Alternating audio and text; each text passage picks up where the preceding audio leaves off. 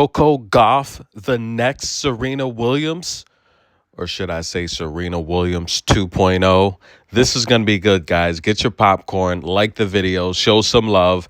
As always, my coverage is brought to you via the Doctrine of Fair Use to Fair Dealing and the Digital Millennium Act. For the people that have been with me on this journey,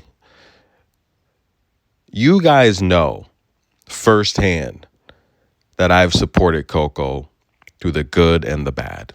You guys remember the serve issues, even before the serve issues, where she just wasn't getting the respect she deserved, being one of the most dominant teenagers to ever play the game. You guys that have been following me and on this channel for the last several years, you understand that I have been telling the world that Coco Gauff is the future of tennis for a very long time. And to see Coco Gauff on ESPN First Take with Stephen A. Smith. And by the way, I've met Stephen A. Smith several times. An amazing man. He gets a lot of hate as well. But listen, you guys understand the theme. When you are African American and you are good at what you do, people are going to dislike you, right? And we all know, especially in this country, it's been a tough journey, right? The things our ancestors have gone through, and things are not perfect still to this day. And in a lot of cases, you know, the hate, the disrespect, it's put on the great elite players and professionals that excel at their craft, when others that are just mediocre sometimes just get by without the criticism, without the feedback. And we know that's a sign of greatness.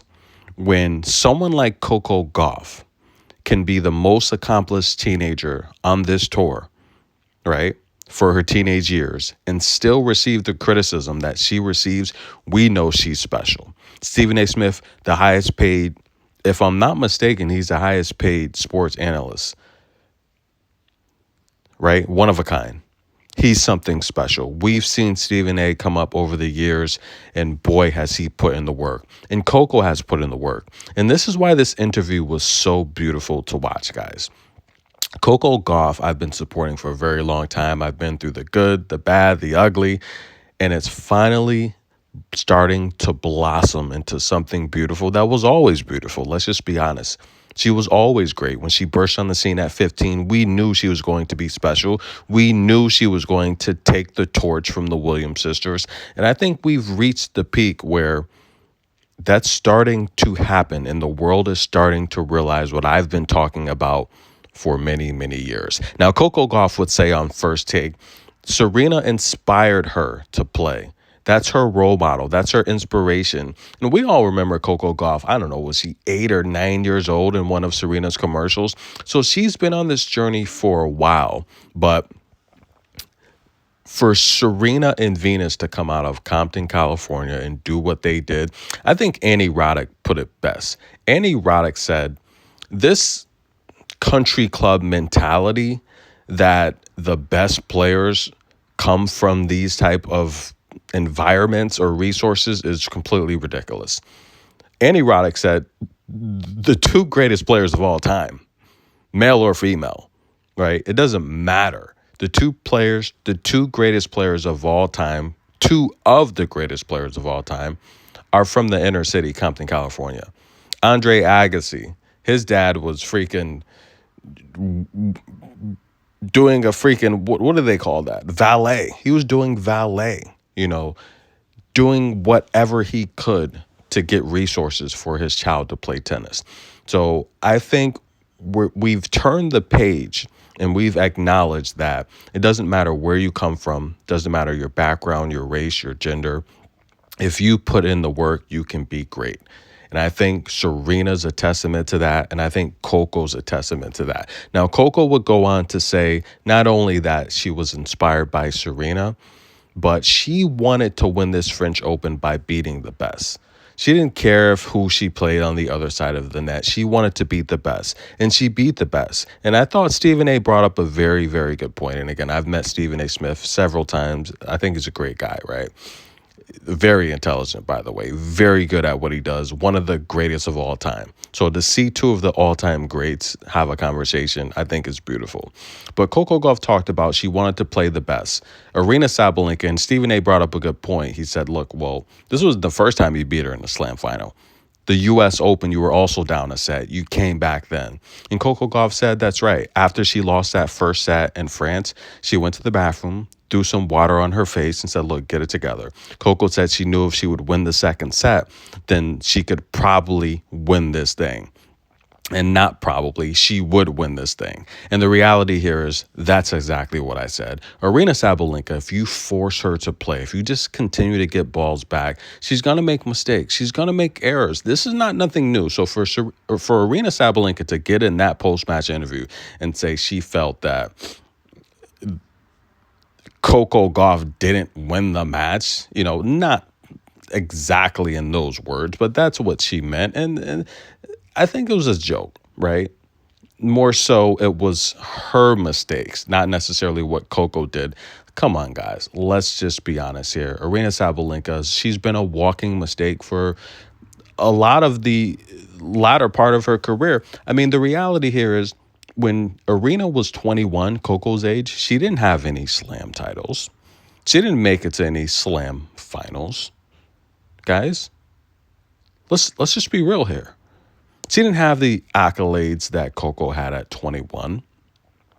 Coco has already made it to 4 slam finals at the age of 21. She's 2-1 in singles. She's won the U.S. Open in 23, the French Open this year. She lost the French Open in 22 to Iga. But she won the doubles French Open title with Katarina last year. Come on, guys. She's already had what would have been 2 Olympic performances, but she had to pull out due to COVID in Tokyo. And she's only 21. She's already had 2 Olympic. Technically, she wasn't able to compete, but she's been called to 2 Olympic Games due to her dominance on tour. Guys, you're looking at the future of tennis. She's arrived, ladies and gentlemen. Now, she would go on to say a lot in this interview. And she actually brought up some good points. And she talked about some of the celebrities that she would want to do an escape room with, right? She mentioned Tyler, the Creator. Though I'm not really a fan of Tyler, the Creator, I'll be honest. But hey, Coco likes him. He's a cool dude. LeBron James, she said just being around him for the Olympics. And I saw them at the Olympics. That was a pretty good duo. I mean, to be the flag bearers for the United States, I thought that was pretty darn cool. She said LeBron James is just bigger than life. Just seeing him walk through crowds and they would part like the Red Sea. She said just being around him was amazing. And look, I've said this time and time again, LeBron James is the greatest basketball player to ever play the game. He's amazing. Again, another guy I've watched over the years, just classy guy, great family man. And for him to just hold and preserve his body for so long, I think it's freaking dope. I think that's amazing because look at all the players that have come and gone. This guy is still healthy. However, though, he's announced this might be his last season. But for him to have the longevity to play with his child, that's freaking insane. That is super duper dope. So congratulations to LeBron James. I felt that was amazing. But let's get to the good stuff of the interview. Coco Gauff feels she's only at about 40% of her ability. Now, I've told you guys, she's still growing into her adult body. She's still putting on strength. And Coco Gauff said she wants to continue to work on the serve, her forehand, and her footwork. I'm telling you guys, this is why she's the future of tennis. She's not at 100%. We can agree that Coco Gauff, and Coco even said this, to still win big matches and not play her best is freaking amazing. That is super duper amazing. She's not playing her best tennis.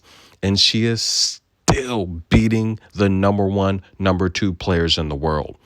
The tour is in trouble, guys. And I've been saying this for so long. I think people are starting to wake up. The national media is starting to recognize what I've recognized a long time ago. The casual fans are starting to say, hey, who is this Coco Gauff young lady? Who is the highest paid female athlete in the world? They're starting to recognize. We're starting to make noise here, ladies and gentlemen, because I'm telling you, of all the sports figures, you guys think Caitlin Clark is big? No, Coco Gauff is big, ladies and gentlemen. And when Coco Gauff hits number one in the world, it's a wrap. It's a wrap. The WTA is going to take off to the next stratosphere. I'm telling you guys, listen to Good Energy. I've been saying this for a long time. When Coco Gauff hits number one in the world, this sport, the WTA, the revenue, the sponsors, the endorsements are going to go through the roof, bigger than Serena ever was. I'm telling you guys, Coco's that big and she's that good. Now, it was pretty cool to see her and Sabrina Ionescu. Look, I'm a huge fan of the New York Liberty, one of Kobe's mentors. They're actually good friends. She said she knows Coco. She knows her brothers. This is a cool relationship. And Coco she was dancing backstage with the New York Liberty. By the way, they are the reigning WNBA champions. I thought this was cool. That was pretty dope to see. But again, guys, Coco Gauff, her career, she mentioned, yes, she does want to go down as one of the all-time greats. She said that is a goal of hers, but she didn't really start wanting to be an all-time great. She just wanted to improve and continue to get better and better. But now, with 2 slams in, everyone realizing her talents, her continuing her efforts to work and improve to be better and strive for greater results, she now wants to go down as one of the all-time greats, and I think she will. And listen, ladies and gentlemen, at 21 years old, there's not many people you can think of that played tennis that could retire today and still be a Hall of Famer. That would be Coco Gauff. So I'm excited for what's to come. Personally, ladies and gentlemen, I think Coco Gauff will win either Wimbledon or the U.S. Open. I think she will defend her title in Saudi Arabia. And I think Coco Gauff's going to end this year at number one. The future of tennis, ladies and gentlemen. From the desk of Good Energy, the world's starting to wake up. On First Take, this is huge. Congratulations, Coco Gauff, on winning the French Open. Stay tuned for more tennis coverage, guys. Grass season is here. Berlin's coming up, guys. We got qualifiers. Tennis in a minute. We'll be right back.